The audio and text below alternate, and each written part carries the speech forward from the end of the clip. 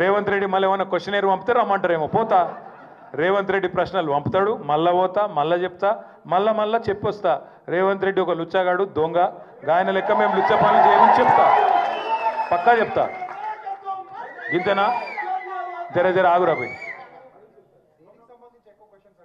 దేనికి సంబంధించా? లేని అవినీతిని పట్టుకుందామంటే ఆడికెళ్ళి దొరుకుతుంది? లేని అవినీతి గురించి లొట్టపీస్ కేసుల పాపం ఎతుకుతా ఉన్నారు వాళ్ళు.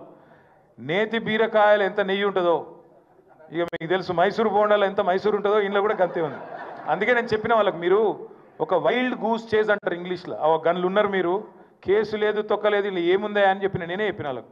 ఏముంది, ఏం అడుగుతున్నారు మీరు? వాళ్ళు ఏమంటారంటే ఫైల్ ఇళ్ళకెళ్ళి అండ్లకు పోయింది నీకు ఎరికేనా, అండ్లకెళ్ళి ఇళ్ళకి పోయింది నీకు ఎరికేనా.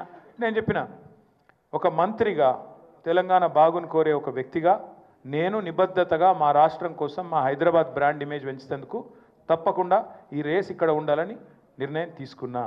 ఒక్క పైసా అవినీతి కానీ, ఒక చిన్న తప్పు కానీ మేము చేయలేదు. చేసినట్టు ఇప్పటివరకు మీ కేసులో మీరే రుజువు చేయలేకపోతున్నారు.